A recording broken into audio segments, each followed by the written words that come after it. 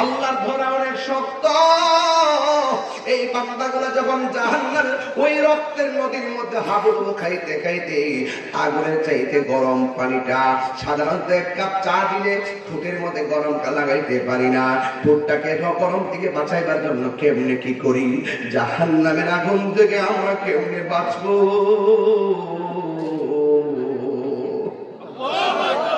কবর রাজা কেমন লাগবে রে বাবা, আমার মরণের কতদিন বাকি আমি জানিলাম না গো আল্লাহ, মরণের কতদিন বাকি আমার মরণের কতদিন বাকি আমি জানিলাম না গো আল্লাহ, মরণের কতদিন বাকি। আর আজরাইল আসিয়া যখন হস্তে দিবা ধরি, জীবনে কত হুজুরদের ওয়াজ মাঠে বৈশা বইলা শুনছি, এই হুজুরগুলো এখন অন্ধকার কবরে চলে গেছে। এমন হতে পারে আগামী বছর আমার লাশটাও কবরে থাকতে পারি। আর আজরাইল আসিয়া যখন হস্তে দিবা ধরি, তখন আমার মনা ভাই করবালু কালো কি আমি জানিলাম না গো আল্লাহ, মরণের কতদিন বাকি আর মরণের কতদিন বাকি। আর 40 দিনের আগে ভাইরে মৌতের নিশানি,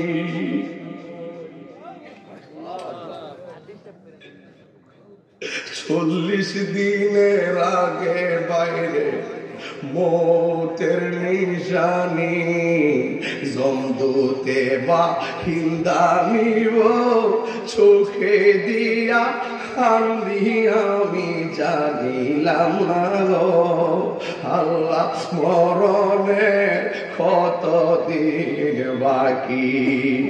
আর হায়াত হইল হাতে ভাইরে মত হইল পায়ে, হায়াত হইল হাতে বাইরে মত হইল পায়ে, যেই জায়গা যার মরণ লেখা সেই জায়গা সে মোরে আমি জানিলাম না গো আল্লাহ, মরণের কতদিন বাকি। আর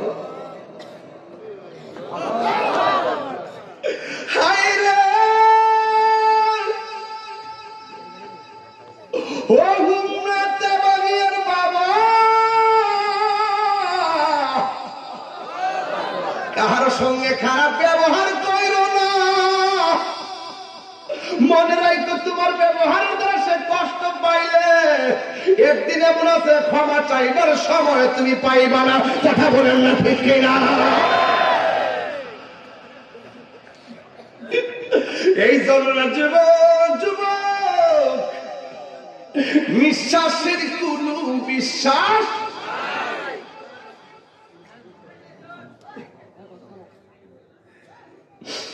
এই জন্য আমার নবী আপনার বলেন, আমার নবী একদিন গুরুস্থানের মধ্যে গেল, নতুন গুরুস্থান অনেকগুলো কবর, কবর সব কবরবাসীর নিচে আমার আল্লাহ জান্নাতের বিছানা বিছায় রাখছে। এমন নসিব আমরা রইবনি, এমন গুরুস্থান আমরা নসিব হইবনি।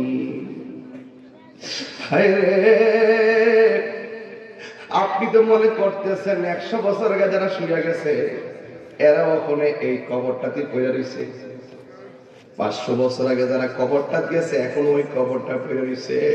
হাড্ডি গুলার খবর নাই, নামেরও খবর নাই, কবরের কোনো খবর নাই। এমন এক সময় আসবে 150 বছরের ভিতরে এখানে একটা মানুষও দুনিয়ায় থাকবেন না, এক একটা কবরে পইরা পইরা থাকবো। কবরে কেমনে আছে আমি জানি না। গুনিয়ারচরের কবর, তেবাগিয়ার কবর, গাগটিয়ার কবর, দুলালপুরের কবর, খুলনার কবর। ওই কবর গুলাতে মানুষ কি করে জানেননি? ওই কবরে আবার যদি শুনতাম, কবরের মধ্যে শুধু বলতেছে আল্লাহ বাঁচাও, আল্লাহ আর পারি না, ও আল্লাহ আর সহ্য হয় না, ও আল্লাহ কত জ্বালাইবা, ও আল্লাহ কত পুরাইবা, ও আল্লাহকে যদি জানতাম নামাজ না পড়াইলে কবরের মধ্যে এমনি জ্বালাইবা, জীবনে নামাজ ছাড়তাম না, ও আল্লাহ যদি তোমার সঙ্গে না ফরমানি করলে এমন ভাবে জ্বালাইবা, জীবনে কোনোদিন আমরা তোমার বিধানের লঙ্ঘন করতাম না। আল্লাহ তুমি আমার সুযোগ দাও, আমরা দুনিয়াতে যাইয়া তোমার মন খুলে ডাকবো।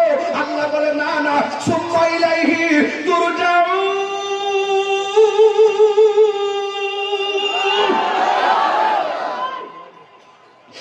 না না আর যাওয়া যাবে না। গনিয়ার চড়ার তেবাগিয়ার গুরুস্থানে যারা গেছে, বাপটা কিন্তু আর উঠে আসে নাই। 3টা মাত্র কাপড় পরে বাপটা কবরে পড়ে গেছে। রাসূল বলেন আমি গুরুস্থানে যাইয়া দেখি সবগুলা মানুষ জান্নাতের বিছানা ঘুমাইতেছে, একটা কবরের কাছে যাইয়া দেখি লোকটা জাহান্নামের বিছানার মধ্যে পইড়া পইড়া লাফাইতাছে লাফাইতাছে লাফাইতাছে।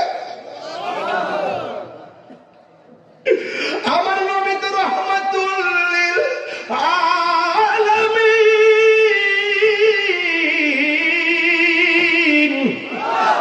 উম্মতের দেখা নবীর মায়া লেগে গেছে, চোখের পানি ফালা বলা কান্দে গো। সাহাবীরা কইল নবী গো আপনি কেন কান্দেন?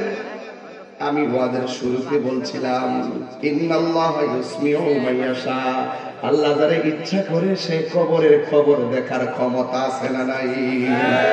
নবীরে প্রশ্ন করে ইয়া রাসূলুল্লাহ, নবী সব কবর দেখলে আপনি হাসলেন, একটা কবর দেখে কেন কাঁদলেন? আমার নবী বলে সাহাবীরা রে দেরি কইরা না, তাড়াতাড়ি বাজারে যাও, বাজার সুক বাজার,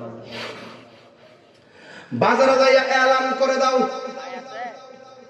এই গরুস্থানের মধ্যে যত মানুষকে শুয়াইছে তাদের পক্ষ থেকে সাহেবুল বাইত যেন আয়েশা গরুস্থানে যার যার কবরের পারে দাঁড়ায়। ছেলে মারা গেলে ওই কবর পাশে বাবা কিংবা মা দাঁড়াবে, ভাই মারা গেলে আরেকজন আসবে, যার যার কবর পারে যেন তারা আয়েশা দাঁড়ায়।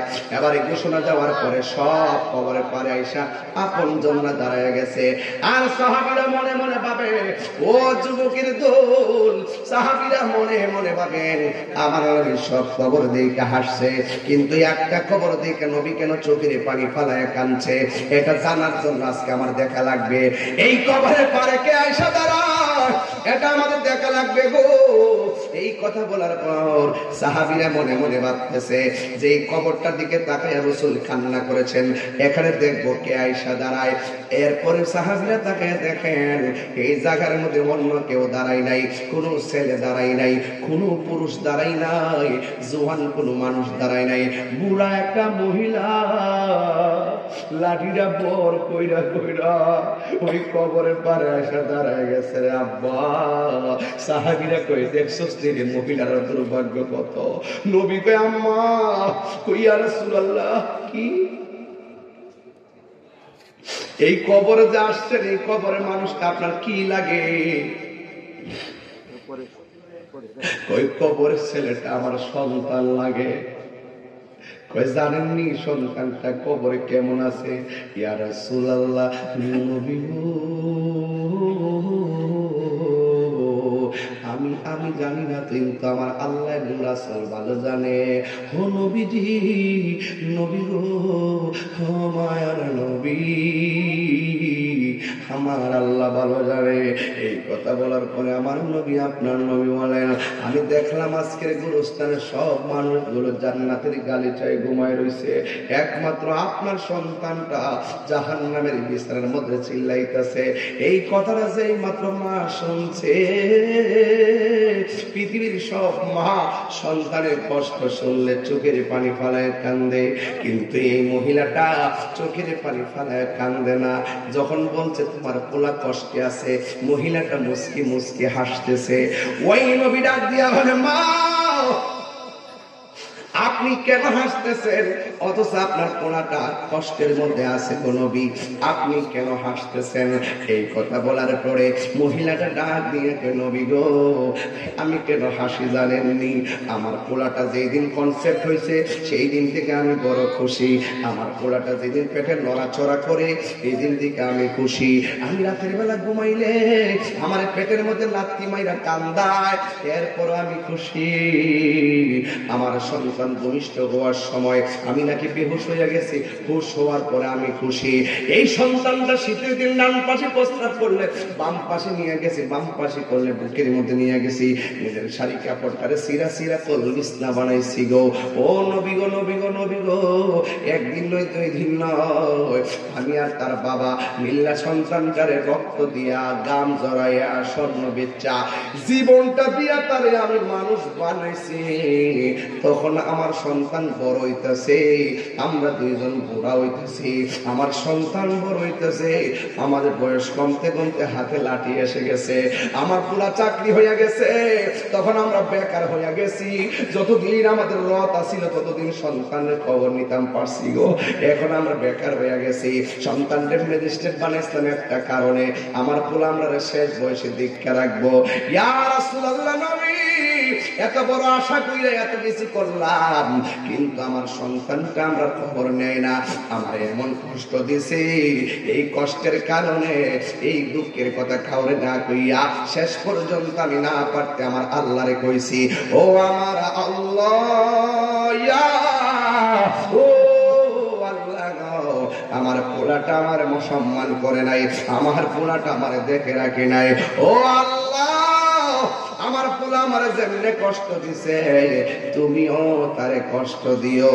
আমি যে সন্তানের জন্য বদদুয়া করেছি, আল্লাহ যে বদদুয়াটা কবুল করছে, এই জন্য আমার কাছে খুশি খুশি লাগতেছে। আল্লাহ আমি ফাগুনের ডাকটা শুনেছে। এবার আমার নবী তো উম্মতের দরদি, আমার নবী ডাক দিয়ে কে, আল্লাহ সন্তান মারে কষ্ট দিছে, মা সন্তানের জন্য বদদুয়া দিয়েছে, তুমি আল্লাহ কবুল করে জ্বালাইতেছো, কিন্তু আমি নবী তো আপনার বন্ধু, মেহেরবানি করে আপনার কাছে আমার একটা দাবি রইল। মা হয়তো শুনছে সন্তানের কবরে আযাব হইতেছে, কিন্তু মা তো চোখে দেখে নাই, দয়া করে কবরটারে ফাঁক কইরা সন্তানটারে দেখাইয়া দাও, যেমন করে আমি দেখছি এমনটা দেখাইয়া দাও। নবী আল্লাহর কাছে বলছে, আল্লাহ কি না দিয়ে পারে? যেই মাত্র নবী দোয়া করছে, নবীর মধ্যে মুস্তাজিবুদ দাওয়া, যা চাইবে তা পাবে, সাথে সাথে উত্তর হয়ে যাবে, এমন কেউ আর দুনিয়ার মধ্যে নাই রে বাবা। এই মাত্র আমার নবী কইল, আল্লাহ কবরটার আলো কইরা দাও। হঠাৎ করে কবরের সামিয়ানাটা সরে গেল, মহিলাটা কবরের মধ্যে তাকায় দেখতেছেন আর সন্তানটা কবরের ভিতরে এমন ভাবে ওয়া ওয়া করে কাঁদতেছে, বাঁচাও বাঁচাও বলে কাঁদতেছে। যেই মাত্র মা সরাসরি চোখে আগুনটা দেখতে ফেলাইছে, এই পৃথিবীতে সন্তান মার দেওয়া কষ্ট মনে রাখে, কিন্তু সন্তানের দেওয়া কষ্ট মা কোনদিন মনে রাখে না। কথা বলে না ঠিক না বেঠিক রে বাবা? সাদা কাফন পরাইয়া খাটের উপর শুয়াইয়া, মাইরে তোমরা কই যাইতেছো লইয়ার গামসে, একটু দাঁড়াও মাইরে দেখি, জনম ভৈরা মাইরে দেখি রে গামসে, একটু দাঁড়াও মাইরে দেখি। চিৎকার মেরে কি আল্লাহু আকবার বলা যাবে না? এই মাত্র মা আগুন আগুন আগুন দেখায় আল্লাহর ডাক দিয়ে কি আল্লাহ আমার পোলা আমারে কষ্ট দিছে, আমি বদদুয়া দিছি না পাইরা তুমি তারে এমন ভাবে যদি কষ্ট দিলা, আগে যদি জানতাম আমার জাদুমনির আমি কোনোদিন বদদুয়া দিতাম না গো আল্লাহ। হ্যাঁ যুবক এখনো বইলা দিয়া যা, যদি মা বাপের কষ্ট দিয়া থাকো কালকে যায়া মা বাপের পায়ে দিয়ে মাপ চেয়ে বলবো আম্মা আমি যা করছি ভুল করছি, আর জীবনে আপনার মনে কষ্ট দিব না। কেন? আপনারে কষ্ট দিলে আমার আল্লাহ কষ্ট পায়, আর যে সন্তান কষ্ট দেয় এই সন্তানরে আমার আল্লাহ কষ্ট দেয়। কথা বলেন ঠিক কিনা? আর আওয়াজ করে বলেন আল্লাহু আকবার।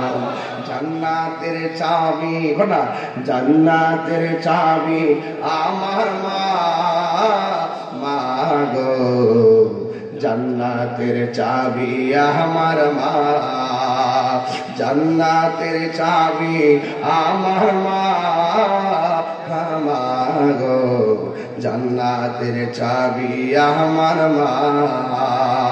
মা যার বেঁচে নাই তার মতো দুঃখী নাই, মা যার বেঁচে নাই তার মতো দুঃখী নাই, খালা ফুফু মায়ের মতো না, মা গো জান্নাতের চাবি আমার মা, মা মা গো জান্নাতের চাবি আমার মা।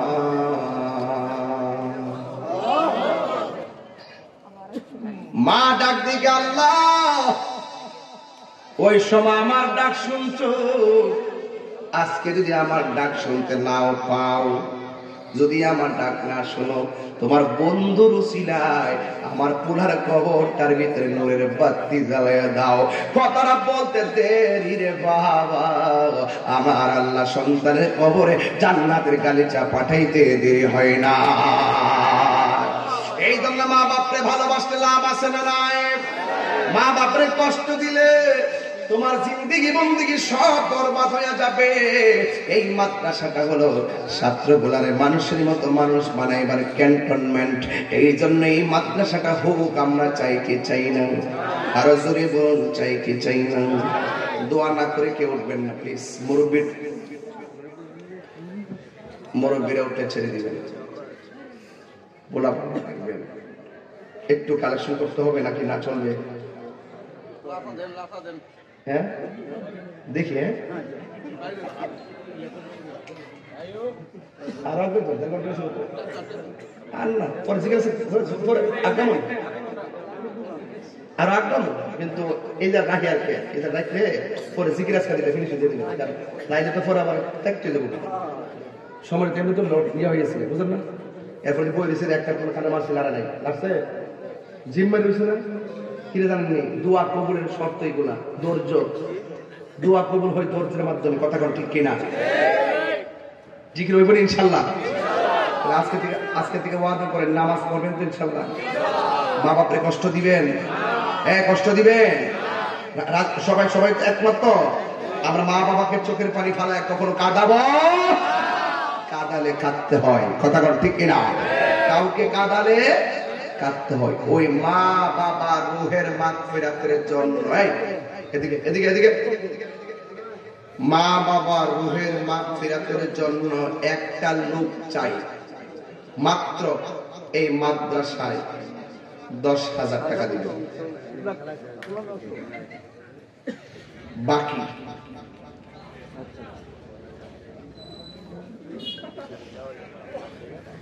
আগের বছর লেবু খাই মুসিবত দিয়ে গেছে, আর রস খাই না তাহলে পানি দাম আর পানি দাম ওর পাইলেছি। আর কয় কি? আব্দুল কাদের সাহেবের ছেলে মোহাম্মদ সোহেল, তিনি দিবেন 10,000 টাকা।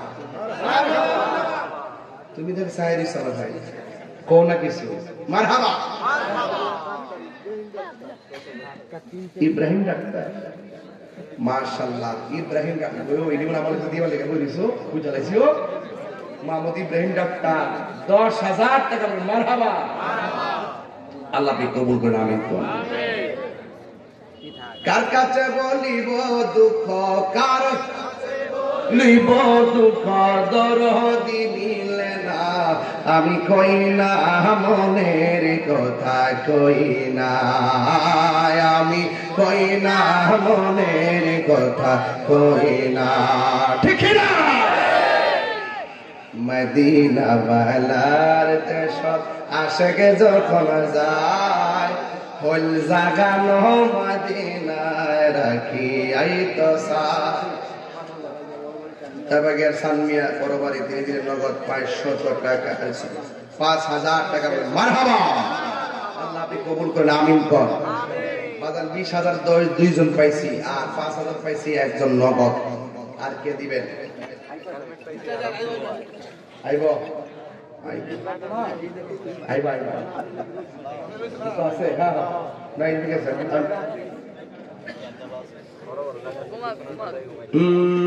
বলবো টাকা দেন না কেন 10,000 দুইজন পাইছে আরেকজন দেন 10,000 আরেকজন দেন 10,000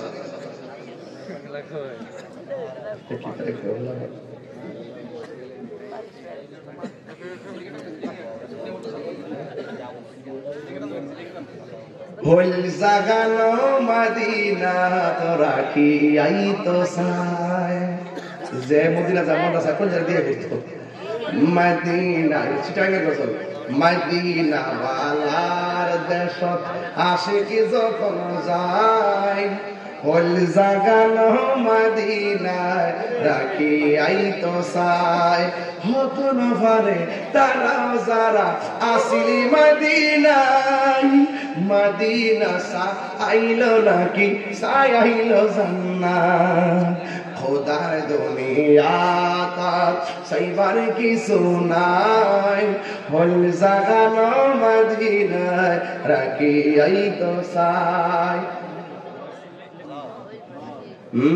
বলবো সব ভুলিব কিন্তু তোমায় ভুলিনি ভুলতে পারি না ভুলিনি ভুলতে পারি না সব ভুলিব কিন্তু তোমায় ভুলতে পারি না আসিন আসিন আসিন আমিননগর মেম্বারের বাতিদের জামাই নগদ দিছেন মেম্বারের নাম কোন না মোহাম্মদ শিবরি মেম্বার মোহাম্মদ শিবরি মেম্বার বাতিজির জামাই জামাই কেউ সারা জীবন দেখছি আলে জামাই তখন বাইতে কে আনে আর এই জামাই দেখি হাতে কইতো ভাইছি রে মন জামাই মাদ্রাসায় দে মহিলা আছে না মহিলা তাহলে কাগজ দেব কই গো আচ্ছা দোয়া করে দে মেম্বারের বাস্তি জামাই যে বাতি জামাই যে টাকাটা দিছে আল্লাহ আপনি কোটিপতি বানাই দেন আমিন কোন আল্লাহ দাম্পত্য জীবনে সুখের চাদর বিছিয়ে দেন আমিন কোন মা বোনদেরকে বলতে চাই আপনারা অন্তত পক্ষে 2000 5000 1000 করে অনেক টাকা লেখাই দিবেন ইনশাআল্লাহ আর নগদ যদি দিতে চান আপনার কাছে গেলে আপনারা ইনশাআল্লাহ দিয়ে দিবেন আমিন কোন আর কে দিবেন 10,000 কিংবা 5,000 আর কে আছেন দেন ইনশাআল্লাহ 12:30 বেজে গেছে একটু দেন কষ্ট করে কে দিবেন 5,000 বাকি দেন 5,000 কে দিবেন হাত তুলে আল্লাহ আল্লাহ দিলটা নরম করে দেন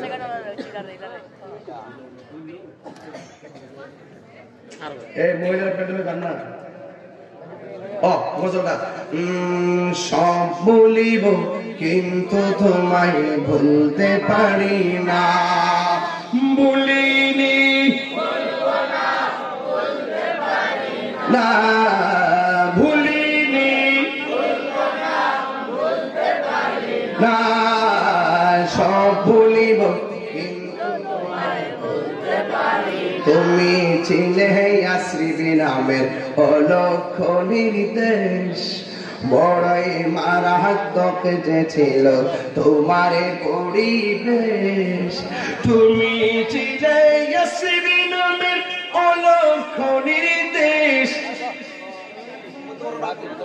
মধ্যফারের বা বলতে পারি নগদ দিছে 2000 টাকা মারহাবা আরেকজন নগদ 500 টাকা বলে মারহাবা তুমি ছিলে ইসমি নামের অলক নির্দেশ বড়ই মারাত্মক যে ছিল তোমার পরিবেশ ওরে তোমার নবীর ছোঁয়া লেগে তুমি সোনার মদিনা নবীর ছোঁয়া লেগে তুমি সোনার মদিনা সব ভুলিব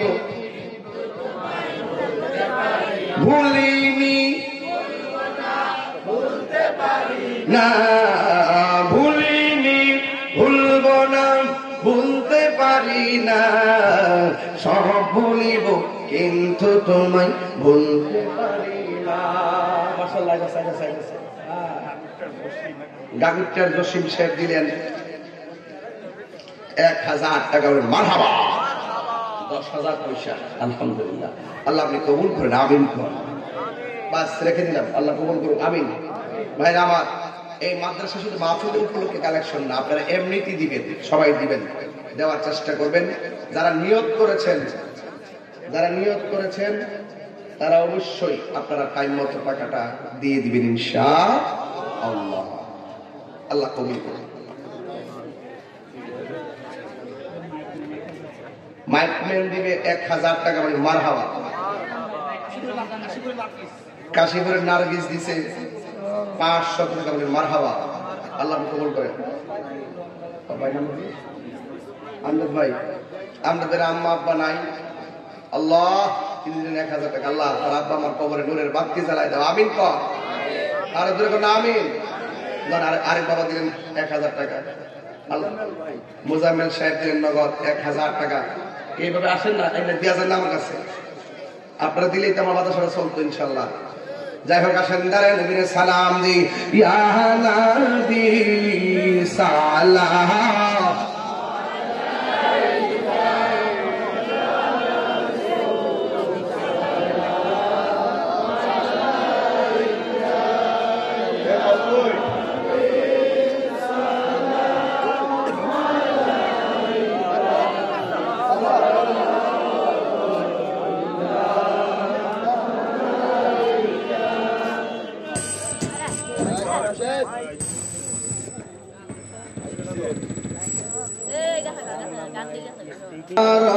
রাসূল সালাম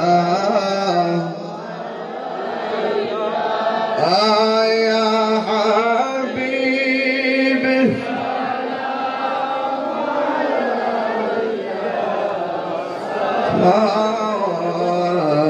সালাতুল্লাহ ইয়া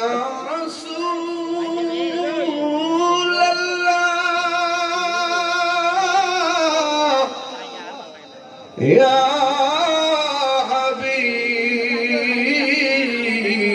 حبيب الله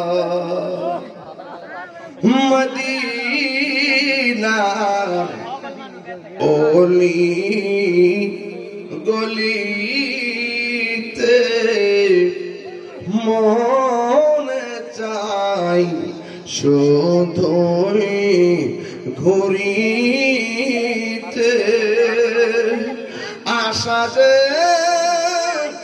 দেখিব নূর নবীকে দেখা দাও নবী গো স্বপনে ইয়া নবী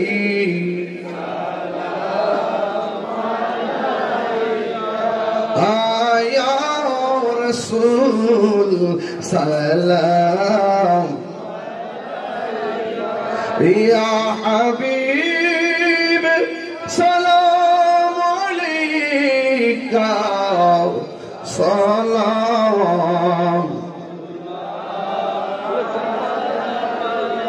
أزد لغو سعظم بادشاہ ہر دعا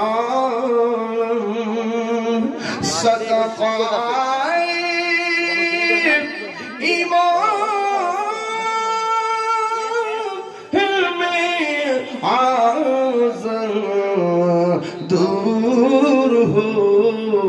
सबकी रमज़ान या नबी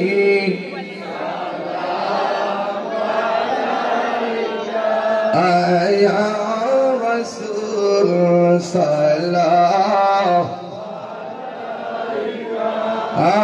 या हबीब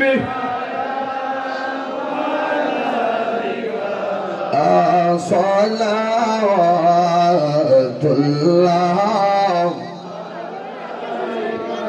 बलग लौला बिकमालिही कशफत दुजा बिजमालिही हसनत जमीउ खिसालिही सल्लल्लाहु अलैहि व आलिही अल्लाहुम्मा सल्लि व सल्लिम व बारिक अलैहि।